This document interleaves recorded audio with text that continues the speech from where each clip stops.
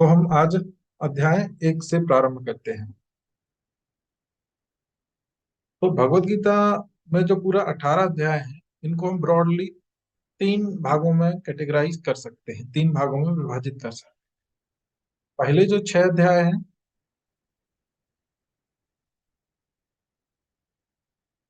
वो कर्मयोग के हैं, 1 से लेकर 6 अध्याय। उसके बाद भक्ति योग, ज्ञान योग, वो हम बाद में देखेंगे। पहले हम कर्मयोग देखेंगे।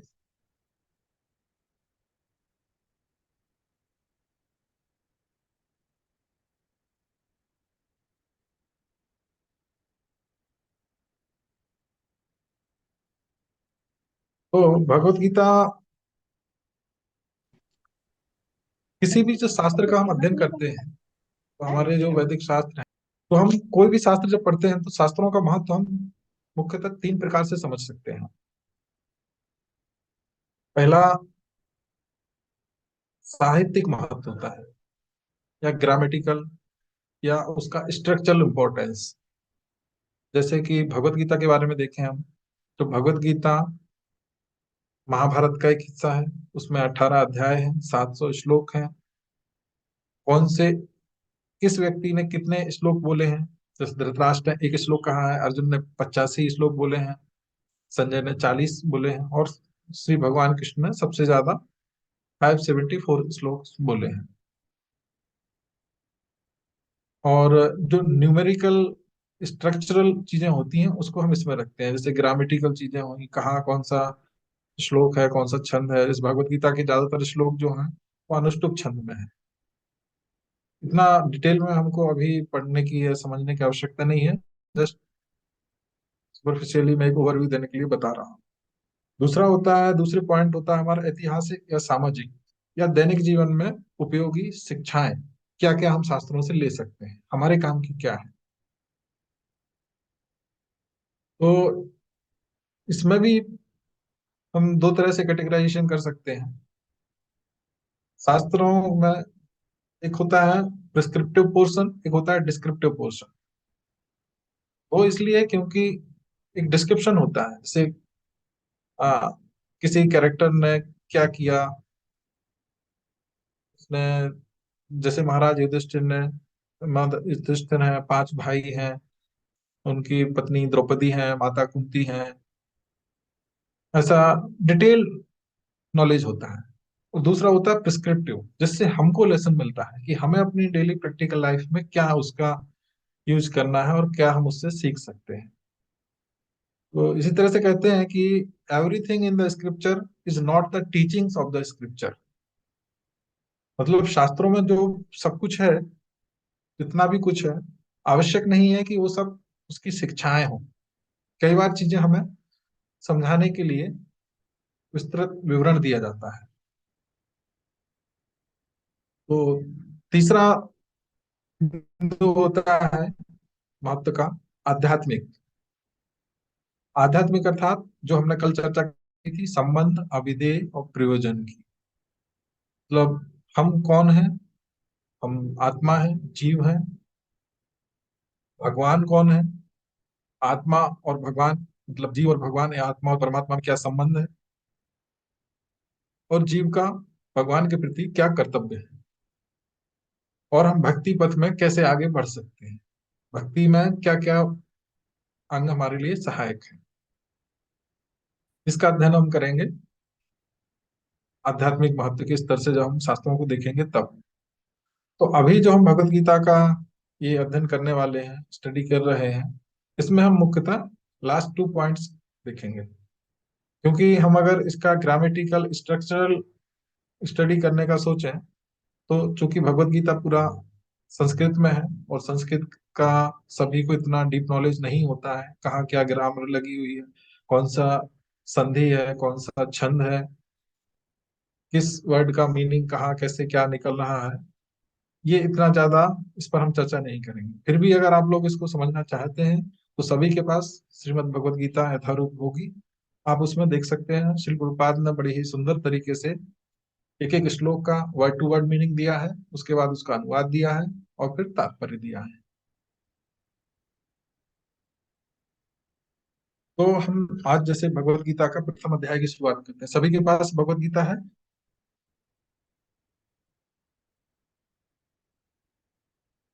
संस्कृत में नहीं है, थोड़ा हिंदी के अंदर है। जो भगवत गीता है ना, थोड़ा हिंदी में है, संस्कृत में नहीं है मेरे पास।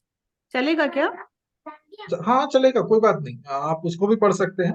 एक्चुअली कन्वीनियंट के लिए, फर्दर स्टडी के लिए मैं कह रहा हूँ। जैसे हम्म, ये जो ज्यादातर लोगों के पास है श्रीमद् भगवत गीता यथारूप,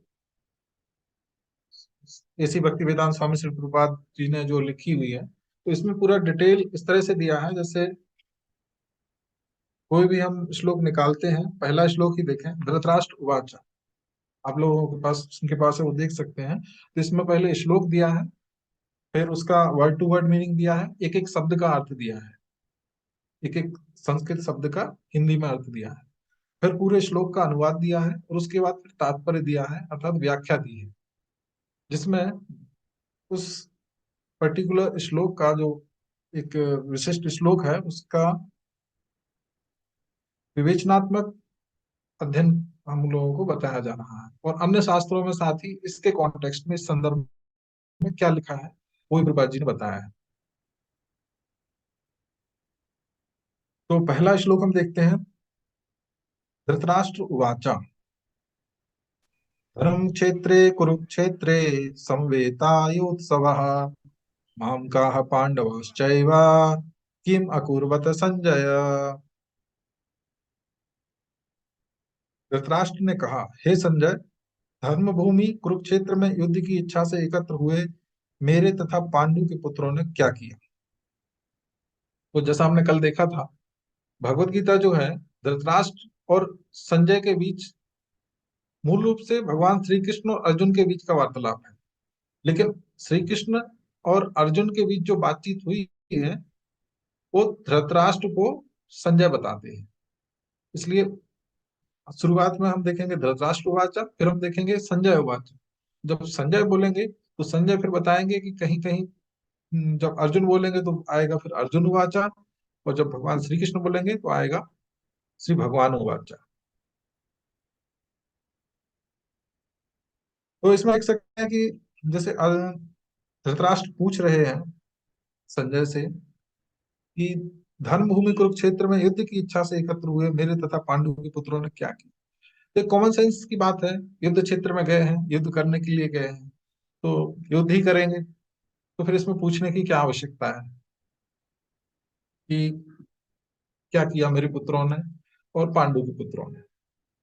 फिर भी लेकिन अब चूंकि पूछ रहे हैं, तो क्यों पूछ रहे हैं? क्योंकि धृतराष्ट्र, ऐसा नहीं था कि धृतराष्ट्र को कोई शास्त्रों का ज्ञान नहीं था या उनको धर्म अधर्म की समझ नहीं थी।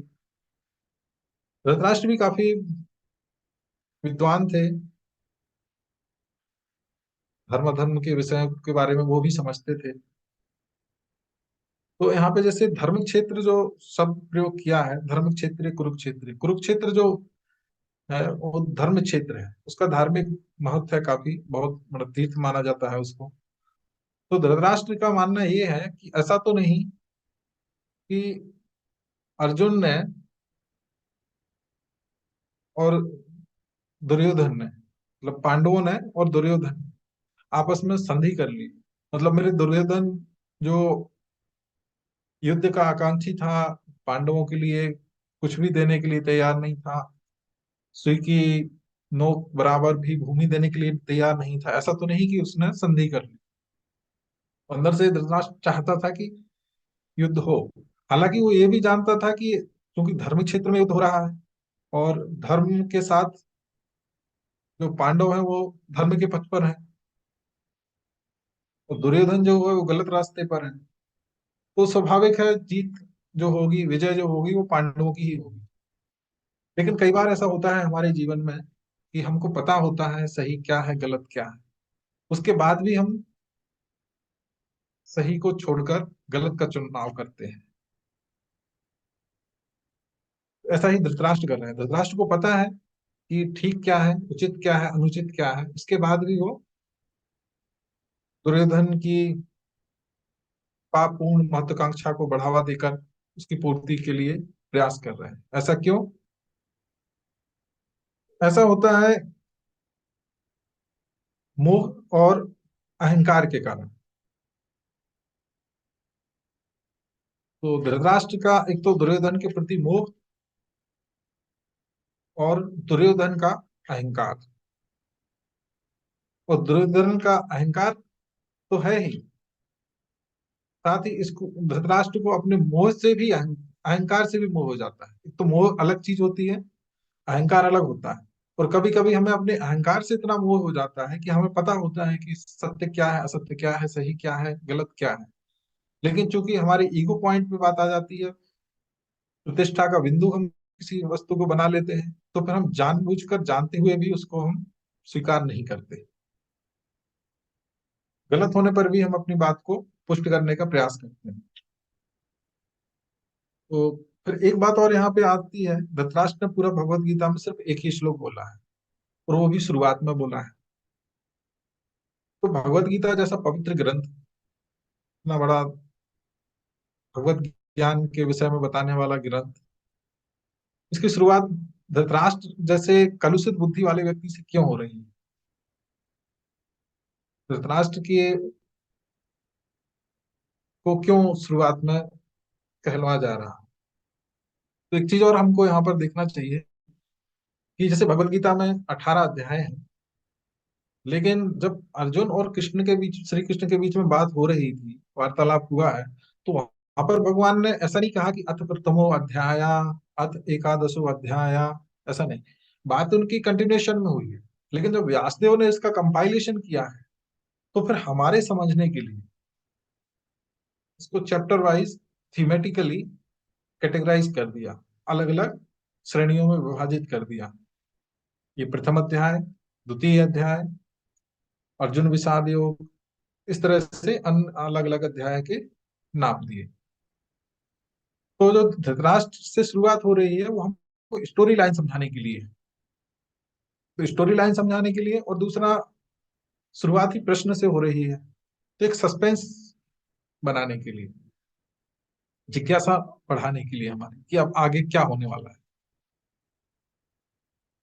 तो इसमें आगे हम देखेंगे कि फर्स्ट चैप्टर में पहला जो अध्याय है, इसका नाम है अर्जुन विषाद योग। इसमें भगवान के अलग अलग नाम हमको देखने मिलेंगे। एक्चुअली पूरी भगवत गीता में ही हमको अलग अलग नाम देखने को मिलेंगे। भगवान के लगभग 40 से ज्यादा नाम इसमें हम पढ़ सकते हैं। तो प्रश्न आता है कि भगवान की ये अलग अलग नाम क्यों इसमें प्रयोग किए गए अलग अलग श्लोकों में? सिर्फ कृष्ण कहा जा सकता था, श्री कृष्ण कहा, या एक दो कोई नाम लिए जा सकते थे? तो क्या ऊब दूर करने के लिए, ताकि हमको बोरियत ना हो, या कुछ वैरायटी डालने के लिए? ऐसा नहीं है। भगवान के जितने भी नाम इसमें आए हैं, सबका अलग अलग महत्व है। अलग अलग श्लोक में अलग अलग परिस्थिति के हिसाब से उसका महत्व है। प्रथम अध्याय में भगवान के जितने भी नामों का प्रयोग हुआ है, हम उनका अगर एनालिसिस करें, तो हम देखेंगे कि उससे प्रदर्शित होता है कि पांडवों की जीत निश्चित है, पांडवों की विजय निश्चित है। जैसे सबसे पहले भगवान का नाम 14वें श्लोक में आता है। 14वें श्लोक में क्या नाम आता है?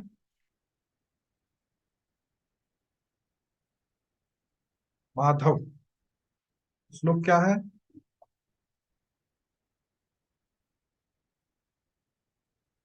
तथा श्वेतैर्योक्ते महति से अन्नने स्थितौ माधव पांडवश्चैव दिव्यौ सर्वौ प्रदद्मतु।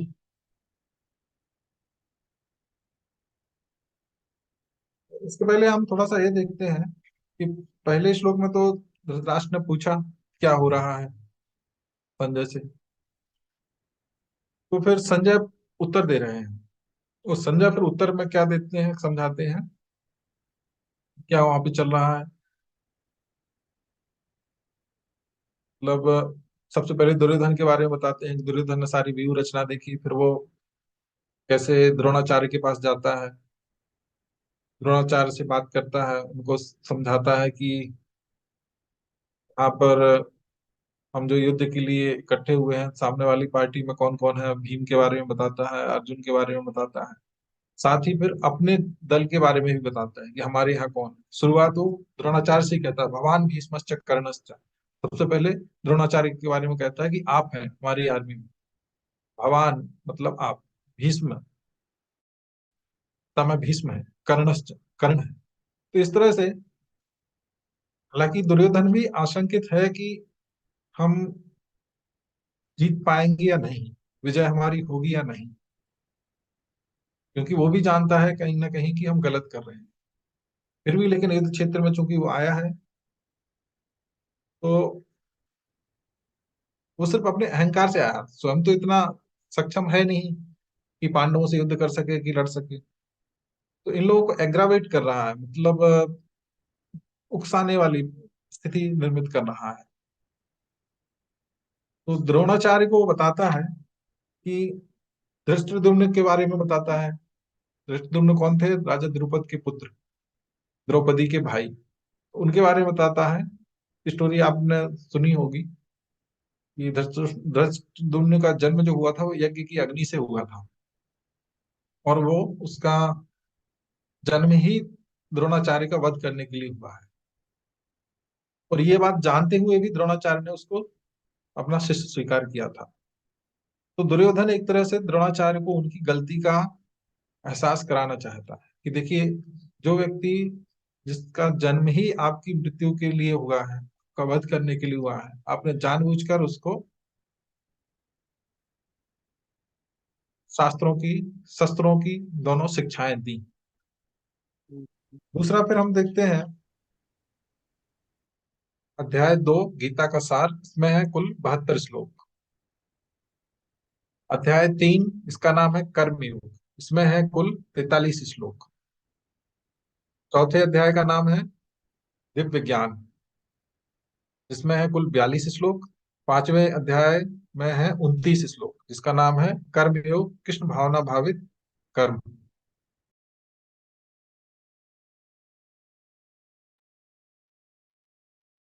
और छठवें अध्याय का नाम है ध्यान योग, जिसमें है कुल 47 वर्सेस, 47 श्लोक। अब पहला अध्याय देखते हैं। इसमें श्लोक संख्या, कुल श्लोक कितने हैं इसमें? 46, जिसमें श्लोक संख्या 1 से 13 तक क्या बताया है? युद्ध की तैयारी।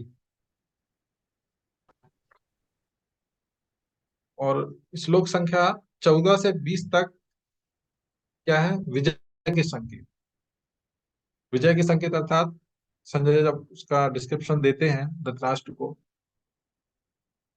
तो उसका हम एनालिसिस करेंगे तो हमको समझ में आता है कि उससे तय हो जाता है कि पांडवों की जीत निश्चित है। जैसे किस प्रकार अर्जुन और भगवान शंख बजाते हैं, तो इनके शंखों को दिव्य शंख कहा गया है। श्लोक संख्या 15, 16, 17, 18, इसमें अलग अलग योद्धाओं के द्वारा बजाए गए शंखों का नाम, उसका विवरण दिया गया है।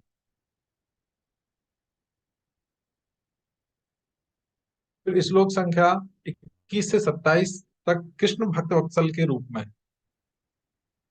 21 से 27 में कृष्ण कैसे भक्त वत्सल के रूप में है, इसके बारे में थोड़ा सा डिटेल बताया गया। वो जो हम आगे समझेंगे इसको। और श्लोक 28 से 46 तक अर्जुन की शंकाएं, जहां से भगवत गीता के ज्ञान, जो तत्व ज्ञान, भगवत ज्ञान भगवान ने दिया है, उसकी फिर भूमिका बनती है। और उसके उत्तर में दूसरे अध्याय से भगवान फिर बोलना प्रारंभ करते हैं। पहले अध्याय में भगवान कहीं पर भी नहीं बोलते, डायरेक्टली नहीं बोलते, इनडायरेक्टली बोलते हैं। इनडायरेक्टली बोलते हैं मतलब संजय खुद ही बताते हैं कि अब भगवान ने ऐसा कहा। भगवान जब, अर्जुन भगवान से कहते हैं कि मुझे दोनों सेनाओं के बीच में ले चलिए, दोनों सेनाओं के मध्य में ले चलिए, तो भगवान अर्जुन को दोनों सेनाओं के मध्य में उनका रथ ले जाकर खड़ा कर देते हैं, और फिर कहते हैं कि इसका आप निरीक्षण कीजिए।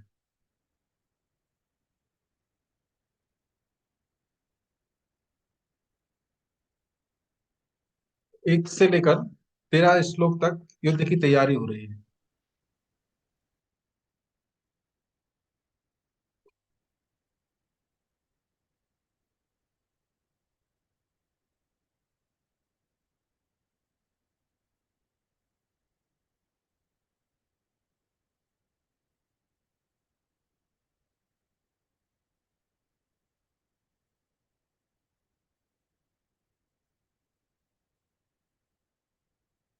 संजय बोला, प्रारंभ कर रहे हैं।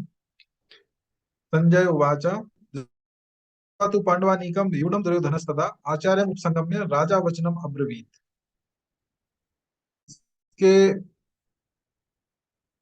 संजय ने कहा, हे राजन, पांडुपुत्रों द्वारा सेना की व्यूह रचना देखकर राजा दुर्योधन अपने गुरु के पास गया और उसने ये शब्द कहे। दुर्योधन कैसे अब जाएगा अपने गुरु द्रोणाचार्य के पास, और फिर क्या कहेगा वो आगे बताते हैं। दूसरे श्लोक के बाद तीसरे श्लोक में कहते हैं संजय, हे आचार्य। एक्चुअली ये संजय नहीं कह रहे हैं, ये अब दुर्योधन बोल रहा है।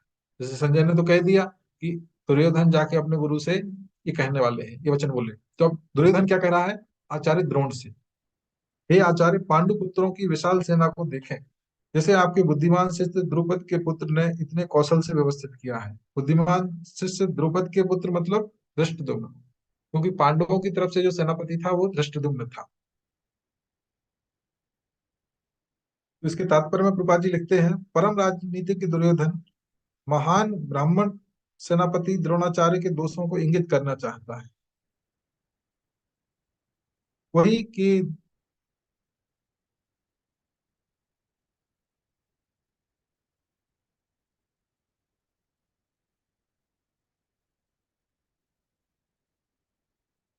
ये श्लोक आप लोग देख पा रहे होंगे।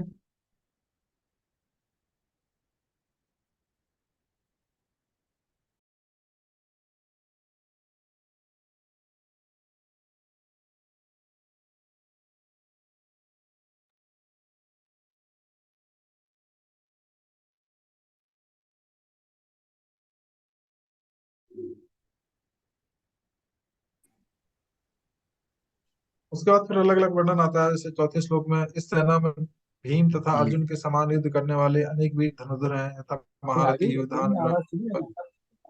ये दुर्योधन बता रहे हैं द्रोणाचार्य को। इनके साथ ही धृष्टकेतु, चकितान, काशीराज, पुरुजित, कुंतीभोज तथा शैब्य जैसे महान शक्तिशाली योद्धा भी हैं। छठवें श्लोक में बताते हैं, पराक्रमी योद्धा मन्यु, शक्तिशाली उत्तमौजा, सुभद्रा का पुत्र। मतलब कौन कौन लोग युद्ध में पांडवों की तरफ से युद्ध के लिए आए हैं।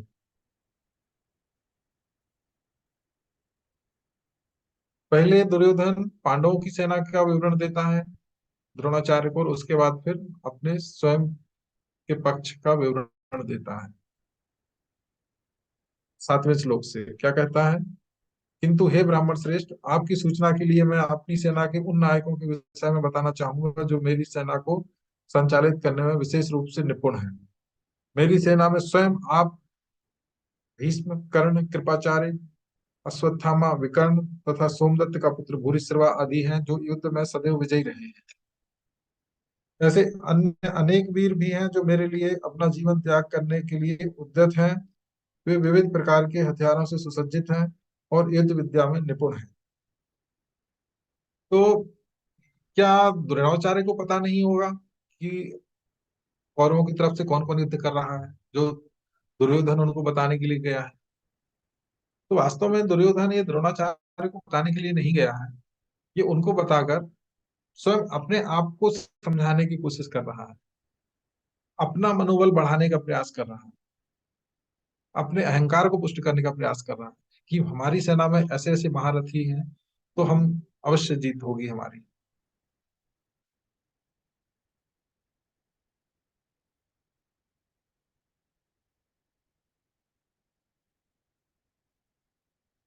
11वें श्लोक के सेकंड पैराग्राफ में तात्पर्य में प्रभुपाद जी लिखते हैं, दुर्योधन को पूर्ण विश्वास था कि कुरुओं की विजय भीष्मदेव की उपस्थिति पर निर्भर है। उसे युद्ध में भीष्मदेव तथा द्रोणाचार्य के पूर्ण सहयोग की आशा थी, क्योंकि वह अच्छी तरह जानता था कि इन दोनों ने उस समय एक शब्द भी नहीं कहा था जब अर्जुन की पत्नी द्रौपदी को असहाय अवस्था में भरी सभा में नग्न किया जा रहा था, और जब उसने उनसे न्याय की भीख मांगी Concordo. का सामने में,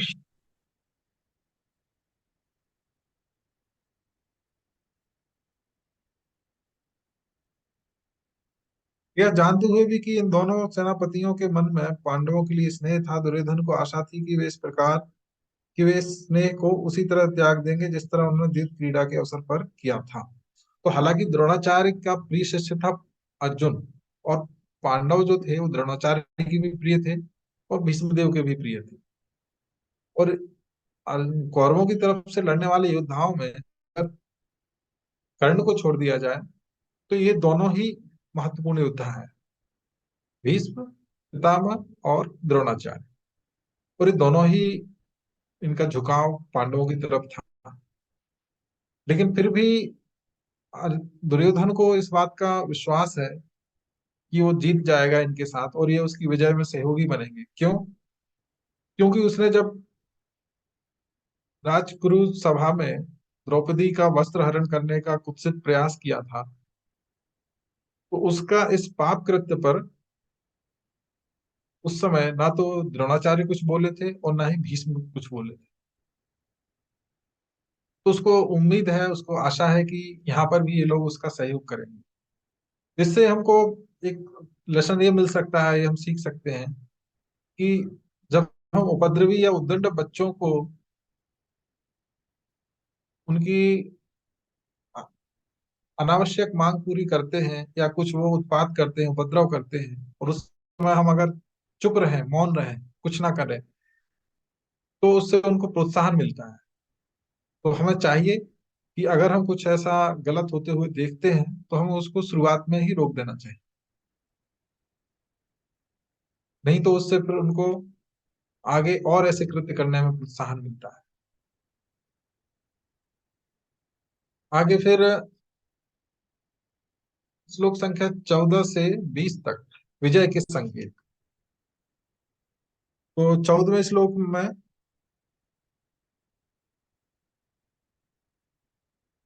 बताया गया कि दूसरी ओर से श्वेत घोड़ों द्वारा खींचे जाने वाले विशाल रथ पर आसीन कृष्ण तथा अर्जुन ने अपने अपने दिव्य शंख बजाए। तथा श्वेते रहे युक्ते महती स्यन्दने स्थितौ माधव पांडवश्चैव दिव्य शंखौ प्रदद्मतु। यहाँ भगवान श्री कृष्ण को माधव कहा गया है। तो माधव क्यों कहा गया? जैसे कि हमने अभी चर्चा की है कि पूरे भगवत गीता में भगवान को अलग अलग नामों से संबोधित किया गया है और लगभग 40 से ज्यादा नामों का प्रयोग किया गया है। तो ये अलग अलग नाम यहाँ पर जैसे माधव शब्द का प्रयोग किया गया है, तो अलग अलग श्लोकों में जो अलग अलग नाम से उनको संबोधित किया है उनका अलग अलग स्थिति पर अलग अलग महत्व भी है। रैंडमली ऐसा नहीं किया गया है। जैसे कि यहाँ पे माधव नाम आता है भगवान का, तो माधव नाम, अच्छा, नामाचार्य श्री हरिदास ठाकुर ने भगवान के नामों के बारे में दो प्रकार से उसको कैटेगराइजेशन किया है। एक तो मुख्य नाम और दूसरा गौड़ नाम। मुख्य नाम कौन से हैं? वे जो भगवान की प्रेम विनिमय लीलाओं पर आधारित हैं, जैसे गोपाल, ब्रजेंद्र नंदन, गोपीजन वल्लभ, राधिका रमन, रुक्मिणी रमन इत्यादि, ये भगवान के मुख्य नाम। भक्तों को ये नाम बड़े पसंद होते हैं। क्यों? क्योंकि ये भक्तों के साथ भगवान की प्रेममय लीलाएं जो उन्होंने की हैं, जो प्रेम विनिमय की लीलाएं की हैं, उस पर आधारित है। और दूसरा होता है गौड़ नाम। गौड़ नाम जो भगवान की ऐश्वर्य को प्रदर्शित करते हैं, जैसे जगदीश। जगदीश मतलब जगत के ईश, पूरा संसार के नियंता, स्वामी, पर ब्रह्मा, परमात्मा इत्यादि, ये गॉड नाम है। ये नाम, इनके प्रति आकृष्ट होते हैं ज्यादातर कर्मकांडी लोग। कर्मकांडी या जो मुक्तिकामी लोग होते हैं, वो लोग। तो हालांकि हमें इन नामों में भेद नहीं करना चाहिए। जो भक्त होते हैं वो भगवान की आध्यात्मिक दिव्य लीलाओं में भी उतना ही आनंद लेते हैं, और सृष्टि लीलाओं में भी उतना ही आनंद लेते हैं। तो हमें इसमें भेद नहीं करना चाहिए। लेकिन चूंकि हमारे आचार्यों ने बताया है, जो मुख्य नाम होता है वो हमें भगवान की स्वीटनेस बताता है, भगवान कैसे अपने भक्तों से प्रेम का विनिमय करते हैं। यशोदानंदन, भगवान हालांकि अजन्मा है। श्रीमद् भागवतम के प्रथम श्लोक में जन्माद यस्य अनुवाद अन्व्यादितरतश्च अर्थेषु अभिज्ञ स्वराट, भगवान स्वराट है, अपने आप में पूर्ण है, लेकिन फिर भी भगवान ने अपने आप को माता देवकी, माता यशोदा का पुत्र बनना स्वीकार किया। तो ये भक्तों के साथ उनकी लीलाएं हैं। और दूसरा, जो गौड़ नाम होते हैं वो भगवान की ग्रेटनेस को बताते हैं, जिसके प्रति ज्यादातर कर्मकांडी स्मार्ट लोग होते हैं, मुक्तिकामी लोग होते हैं, वेदों का, ऋचाओं का बहुत उच्चारण करते हैं, कर्मकांड पर बहुत ज्यादा ध्यान देते हैं, नियम का बहुत पालन करते हैं। ये लोग लेकिन भगवान के प्रेम लीलाओं का आस्वादन नहीं कर पाते। ये भगवान के गॉड नामों से बड़े आकर्षित होते हैं। जैसे आपने देखा होगा, बहुत सारे जो ज्ञान योगी होते हैं, बड़ी बड़ी बातें करते हैं शास्त्रों के बारे में, तो उनको ऐसे शब्द बड़े अच्छे लगते हैं, पर ब्रह्म, परमात्मा, परमेश्वर, अजन्मा। इस तरह से सीधा सिंपल कृष्ण कहने में, वसुदेव कहने में उनको अच्छा फील नहीं होता। वो ये समझते हैं कि ये नाम इंटेलेक्चुअल्स के लिए सूट नहीं करते। तो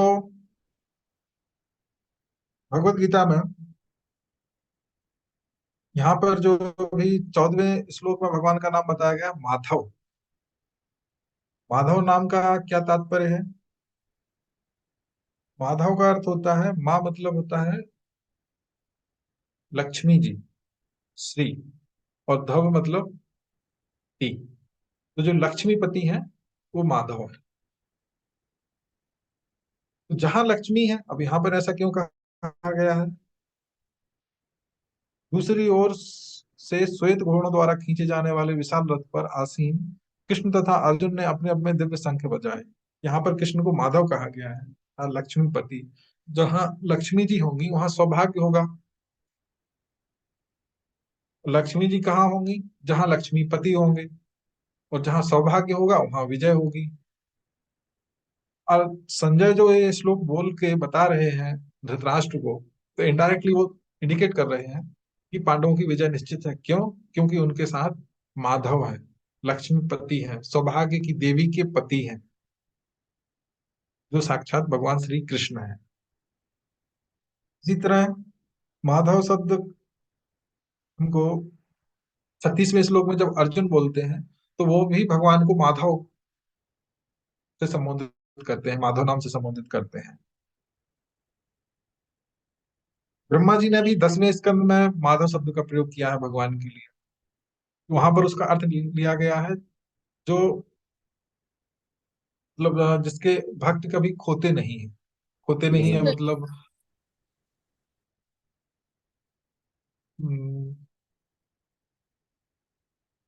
उसको क्या कहेंगे, गुमशुदा नहीं है। और माधव शब्द का दूसरा अर्थ 9th कैंटो में राजा याति की कथा में भी आता है। तो राजा याति की कथा आपने सभी सुनी होगी, शुक्राचार्य ने उनको शाप दिया था वृद्धावस्था का, कि वो वृद्ध हो जाएंगे, अपना यौवन खो देंगे। जब उन्होंने काफी फिर शुक्राचार्य से अनुनय विनय किया, उनसे क्षमा याचना की, तो फिर उन्होंने कहा कि भाई मेरे मुख से जो शब्द निकल चुके हैं वो मैं वापस तो नहीं ले सकता, लेकिन आपके लिए मैं इतना कर सकता हूँ कि अगर आप किसी नवयुवक व्यक्ति से निवेदन करें कि वो अपना यौवन आपको दे दे, तो आप पुनः नवयौवन को प्राप्त कर लेंगे। लेकिन जो आपको अपना यौवन देगा, अपनी युवावस्था देगा, आपकी वृद्धावस्था उसको मिल जाएगी और फिर वो वृद्ध हो जाएगा। तो राजा याति ने घर पे आके सबसे पहले अपने बड़े पुत्र से कहा, बड़े पुत्र का नाम था उनके यदु, कि तुम अपना यौवन युवावस्था मुझे दे दो, मेरी वृद्धावस्था तुम ले लो। तो याति के जो सबसे बड़े पुत्र यदु थे, उन्होंने मना कर दिया। हालांकि जो यदु थे वो भगवान के बड़े भक्त थे, लेकिन उन्होंने मना क्यों कर दिया? मना उन्होंने इसलिए नहीं कर दिया कि वो स्वयं की युवावस्था का उपयोग करके भोग करना चाहते थे सांसारिक, बल्कि उन्होंने इसलिए मना कर दिया कि जो यदु हैं, यदु के पुत्र होंगे आगे, मतलब यदु के वंश में ही आगे भगवान श्री कृष्ण जन्म लेने वाले थे। तो वो जानते थे कि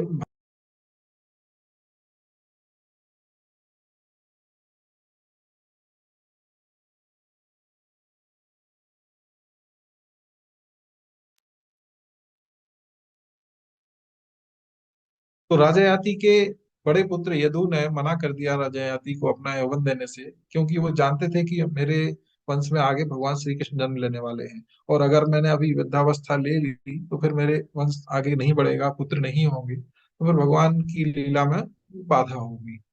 इसलिए उन्होंने मना कर। तो फिर जो यदु हुए, यदु का पुत्र हुए मधु।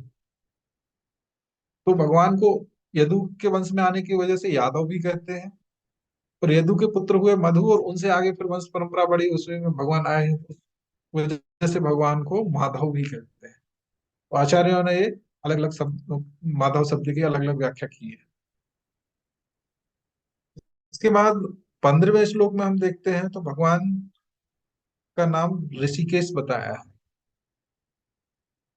पांचजन्यम ऋषिकेशो देवदत्तम धनंजय, पौंड्रम ददमो महाशंखम भीम कर्मा वृकोदरा। भगवान कृष्ण ने अपना पांचजन्य शंख बजाया, अर्जुन ने देवदत्त शंख, तथा अतिभोजी एवं अति मानवीय कार्य करने वाले भीम ने पौंड नामक भयंकर शंख बजाया। तो 15वें, 16वें, 17वें और 18वें श्लोक में अलग अलग लोगों के शंखों के नाम दिए हैं, ये आप लोग देख सकते हैं। यहाँ भगवान को ऋषिकेश कहा गया है। ऋषिकेश का अर्थ क्या होता है? सभी इंद्रियों के स्वामी, और सभी इंद्रियों के स्वामी, साथ ही सभी जीवों की इंद्रियों के स्वामी। ऋषिक ईसा, ऋषिक मतलब इंद्रियां, और ईश मतलब स्वामी। तो ऋषिकेश कौन है? भगवान श्री कृष्ण। तो चूंकि भगवान सभी जीवों की इंद्रियों के स्वामी है, तो अर्जुन की इंद्रियों के स्वामी भी हुए। तो अर्जुन की इंद्रियों का नियंत्रण कौन कर रहे हैं? भगवान श्री कृष्ण कर रहे हैं। भगवान श्री कृष्ण के गाइडेंस में अर्जुन की इंद्रियां काम करेंगी। अर्थात अपनी इंद्रियों से जब अर्जुन युद्ध करेगा तो वास्तव में वो युद्ध अर्जुन नहीं कर रहा है, वो युद्ध भगवान श्री कृष्ण करने वाले हैं। और जब भगवान श्री कृष्ण युद्ध करने वाले हैं तो फिर विजय की निश्चितता और अनिश्चितता की तो कोई बात ही नहीं होती।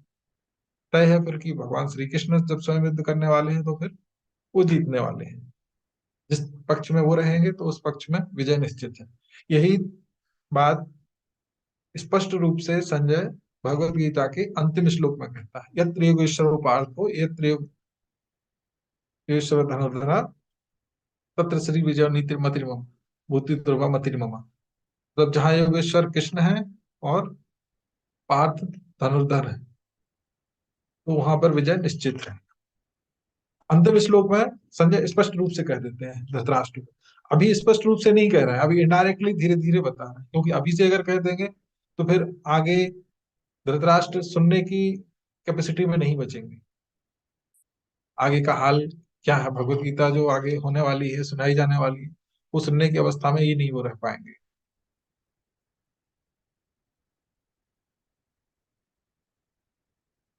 यत्र योगेश्वर कृष्ण यत्र पार्थो धनुर्धरा तत्र श्री विजय भूति ध्रुवा नीतिर्मति। सर ऋषिकेश का एक तो ये अर्थ हुआ। दूसरा एक अर्थ बलदेव विद्याभूषण के अनुसार, जो अपने भक्तों की इंद्रियों को अपनी सेवा में लगाते हैं। तो भगवान की हम सेवा कैसे करते हैं? अपनी इंद्रियों के माध्यम से ही करते हैं। तो ऋषिकेश का मतलब बलदेव विद्याभूषण बताते हैं कि जो अपने भक्तों की इंद्रियों को अपनी सेवा में लगाते हैं, अर्थात अगर हमें भगवान की भक्ति करना है, भगवान की सेवा अपनी इंद्रियों के माध्यम से करनी है, तो उसके लिए भी हमें भगवान से ही प्रार्थना करनी चाहिए। कि भगवान आप कृपा पूर्वक कृपा कीजिए, और ताकि हम अपनी इंद्रियों से आपकी सेवा कर सकें, क्योंकि वो भी हमारे वश में नहीं है।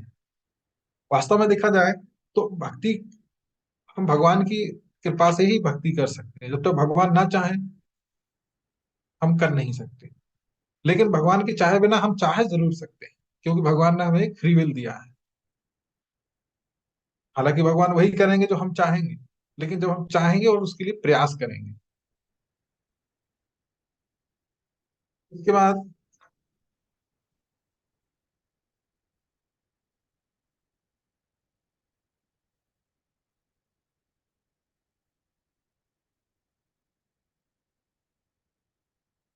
19-20 श्लोक में भी यही बताते हैं, विजय के संकेत हैं। 19वें श्लोक में कहते हैं, इन विभिन्न शंखों की ध्वनि कोलाहल पूर्ण बन गई, जो आकाश तथा पृथ्वी को शब्दायमान करती हुई धृतराष्ट्र के पुत्रों के हृदयों को विदीर्ण करने लगी। 20वें श्लोक में संजय बता रहे हैं, उस समय हनुमान से अंकित ध्वजा लगे रथ पर आसीन पांडुपुत्र अर्जुन अपना धनुष उठाकर तीर चलाने के लिए उद्यत हुआ। हे राजन, धृतराष्ट्र के पुत्रों को व्यूह में खड़ा देखकर अर्जुन ने श्री कृष्ण से ये वचन कहे। तो अब अर्जुन क्या कहेंगे कि हम मेरा रथ दोनों सेनाओं के मध्य में ले चलिए, ये कहने तक अर्जुन युद्ध के लिए बिल्कुल तैयार है। अर्जुन ने अपना धनुष उठाकर तीर चलाने के लिए उद्यत हुआ, मतलब धनुष पकड़े हुए हैं और तीर भी हाथ में लेके युद्ध के लिए पूर्ण रूप से मेंटली प्रिपेयर्ड है, फिजिकली प्रिपेयर्ड है, हर तरह से तैयार है।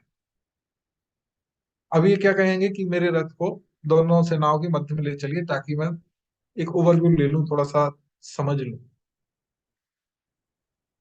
अर्जुन उवाच 21वें श्लोक से, सैन्योरुभयोर् मध्ये रथम स्थापयामि अच्युत, यावत् एतान् निरीक्षेऽहम् युद्धुक कामान् अवस्थितान् कैर्मया सह युद्धस्मिन् स्मरण समुद्यमे। अर्जुन ने कहा, हे अच्युत, कृपा करके मेरा रथ दोनों सेनाओं के बीच ले चलें, जिससे मैं यहाँ उपस्थित युद्ध की अभिलाषा रखने वालों को और शस्त्रों की इस महान परीक्षा में जिनसे मुझे संघर्ष करना है उन्हें देख सकूं। इसके तात्पर्य में प्रभुपाद जी लिखते हैं, महत्वपूर्ण है, हम इसको पढ़ते हैं। यद्यपि श्री कृष्ण साक्षात श्री भगवान है, किंतु वे हेतु की कृपावश अपने मित्र की सेवा में लगे हुए थे। वे अपने भक्तों पर स्नेह दिखाने में कभी नहीं चूकते, इसलिए अर्जुन ने उन्हें अच्युत कहा। सारथी के रूप में उन्हें अर्जुन की आज्ञा का पालन करना था और उन्होंने इसमें कोई संकोच नहीं किया, अतः उन्हें अच्युत कहकर संबोधित किया गया है। यहाँ पर भगवान को एक नया नाम दिया गया है, अच्युत। अच्युत का अर्थ क्या होता है? इनफेलिबल, जिसका कभी पतन ना हो। उसने जो कहा है वो वही करेगा, या जो अपने कर्म से डेविएट ना हो, विचलित ना हो। तो भगवान यहाँ पर पार्थ सारथी की भूमिका में है। पार्थ सारथी अर्थात पार्थ मतलब अर्जुन, पार्थ मतलब पृथा का पुत्र, पृथा मतलब कुंती। तो पृथा का पुत्र मतलब कुंती का पुत्र पार्थ हुआ अर्जुन, और जो अर्जुन के सारथी है वो पार्थ सारथी। यहाँ पे भगवान की स्वीटनेस देखिए, कि भगवान अपने भक्तों के लिए, क्योंकि वो भगवान है, लेकिन फिर भी वो पार्थ सारथी का रोल उन्होंने एक्सेप्ट किया। उन्होंने एक ड्राइवर का, एक शॉपर का रोल एक्सेप्ट किया। इस विषय में प्रभुपाद जी एक उदाहरण देते हैं कि जैसे न्यायाधीश होता है, मान लीजिए, तो कोर्ट में वो न्यायाधीश होता है, उसका सभी लोग सम्मान करते हैं। लेकिन जब वही न्यायाधीश घर पे आता है तो उसका पोता, ग्रैंडसन, उसका उस तरह से सम्मान नहीं करता। वो उसको घोड़ा बनाता है और बोलता है कि आप घोड़ा बन जाइए, मुझे अपनी पीठ पर घुमाइए। और तो देखिए, वही न्यायाधीश जिसका कोर्ट में इतना सम्मान होता है, इतना रुतबा होता है, वही जब अपने घर पर अपने पोते के साथ आता है तो घोड़ा बनने के लिए तैयार होता है, उसकी सेवा करने के लिए तैयार होता है। तो ऐसे ही भगवान है, भगवान अपने भक्तों की सेवा करने में बहुत आनंदित होते हैं। हालांकि हम भगवान की सेवा करने का प्रयास करते हैं, हम भक्ति मार्ग में ये सोचते हैं, सीखते हैं, सुनते हैं कि हमें भगवान की सेवा करनी चाहिए। लेकिन जब भक्त बन जाता है कोई व्यक्ति, भक्ति के उस स्तर में, भक्ति में उस स्तर तक पहुंच जाता है, तो भगवान स्वयं अपने भक्तों की सेवा करने के लिए लालायित होने लगते हैं। अच्छा, यहाँ पे न्यायाधीश और भगवान में एक अंतर है। न्यायाधीश जो होता है वो अपना प्रेम का प्रदर्शन सिर्फ अपने घर के अंदर ही करता है। वो अदालत में घोड़ा बन के अपने पोते को अपनी पीठ पर नहीं बैठाएगा कि अदालत के कॉरिडोर में घूम रहा है, अपने पोते को अपनी पीठ पर बैठाए हुए और घोड़ा बन के दौड़ रहा है। या सड़क पे ऐसा नहीं करेगा, शॉपिंग मॉल में ऐसा नहीं करेगा, अर्थात समाज में नहीं करेगा, लोगों के मध्य में नहीं करेगा। वो करेगा तो सिर्फ अपने घर के अंदर। लेकिन भगवान ऐसा नहीं सोचते। भगवान को किसी इस अपने भक्तों की सेवा करने में, उनसे प्रेम विनिमय करने में किसी बात की कोई शर्म नहीं आती।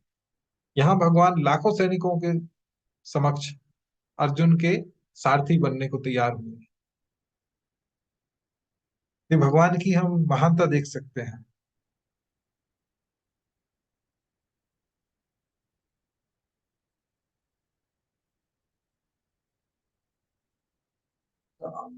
एक चीज और हम देखते हैं कि जैसे जब महाभारत का युद्ध डिक्लेयर हो गया अल्टीमेटली कि युद्ध होना ही है, तो भगवान श्री कृष्ण के पास अर्जुन और दुर्योधन दोनों गए। अर्जुन बाद में पहुंचे और दुर्योधन पहले पहुंच गए थे। उस समय भगवान शयन कर रहे थे। तो अर्जुन, चूंकि दुर्योधन पहले गए, तो वो जाके भगवान के सिरहाने बैठ गए और अर्जुन भगवान के चरणों के पास बैठ गए। अर्जुन चूंकि भक्त है, अर्जुन को पता है मेरा स्थान कहाँ है। भक्तों को पता होता है हमारा स्थान कहाँ है। भक्तों का स्थान भगवान के चरण कमलों में होता है, इसलिए भगवान के चरणों के पास अर्जुन बैठे। वास्तव में देखा जाए तो हम सभी को अपना अपना स्थान, अपनी सीमाएं, अपनी क्षमताएं, इनका आकलन करना चाहिए और हमें इनका ज्ञान होना चाहिए। भौतिक जगत में भी अगर हम देखें, भौतिक उन्नति के लिए भी अगर हमें हमारी क्षमताओं और सीमाओं का ज्ञान नहीं है, और हम बगैर उसका अंदाजा लिए, जिसको मतलब एस्टिमेट बनाते हैं ना, जैसे मान लीजिए हमें किसी गली से कार निकालनी है, पतली रोड से, ट्रैफिक बहुत ज्यादा है, तो हम एक एस्टिमेट, एक जजमेंट बनाते हैं कि यहाँ से कार निकल जाएगी कि नहीं निकल जाएगी। अगर 4 फीट की जगह है और वहां से आप 6 फीट चौड़ी कार निकालेंगे तो कार फंस जाएगी। तो हमें अपनी क्षमताओं का और सीमाओं का, अपने स्थान का, अपने कर्तव्यों का ज्ञान होना चाहिए।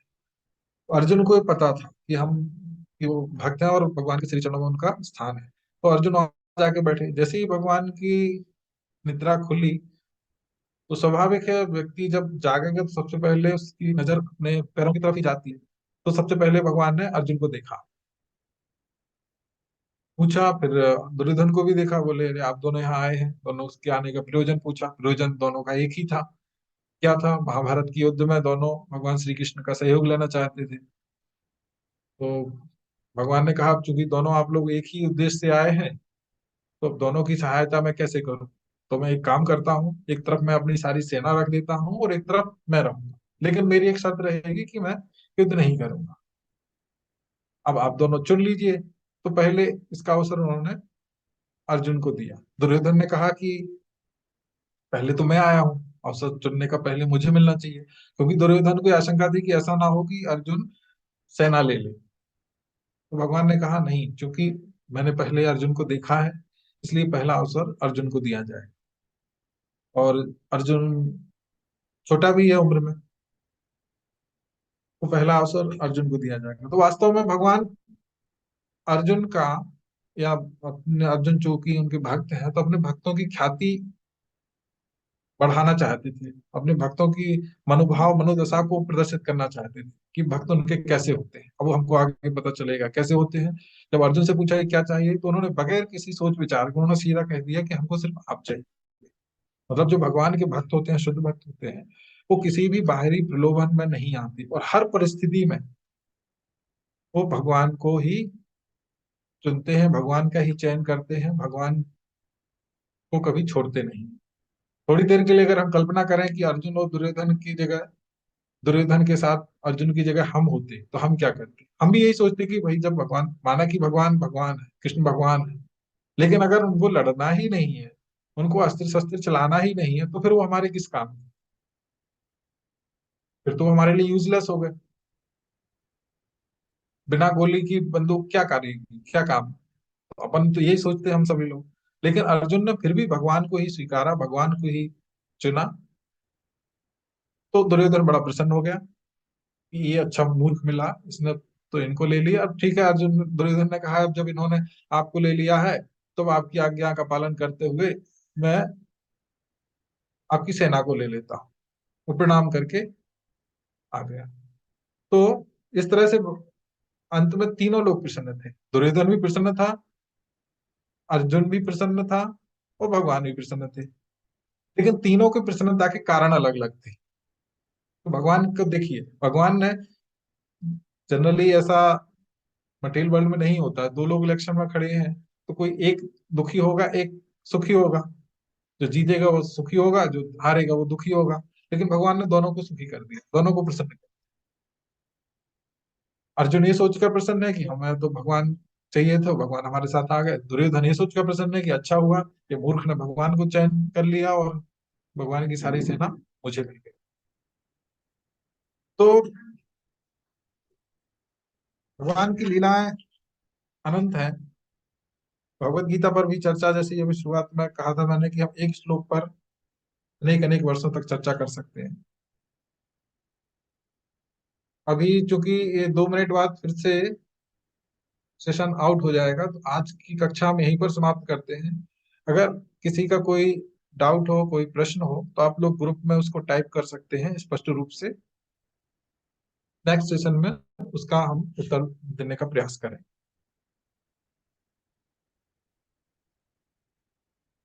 अभी 2 मिनट है, कोई एक दो प्रश्न ले सकते हैं अगर कोई पूछना चाहे तो।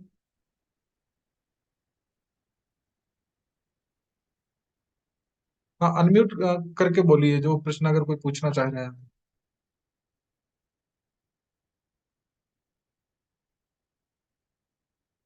हरे कृष्णा। नहीं है शायद किसी का प्रश्न। हरे कृष्णा।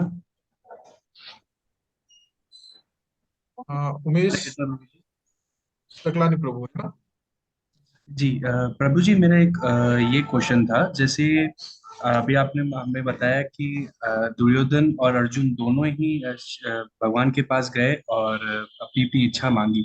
तो मेरा ये प्रश्न है, जैसे अगर दोनों को ही पता था कि जैसे अर्जुन को तो पता ही था, दुर्योधन को भी अगर पता था कि श्री कृष्ण ही भगवान है, तो दुर्योधन के मन में ये विचार कैसे आया और क्यों आया कि मुझे इनके मतलब सामने ही मतलब लड़ना है? जब उनको पता था ये भगवान है, तो पहले से उन्होंने वो क्यों नहीं मान लिया कि यही भगवान है और यही सत्य है?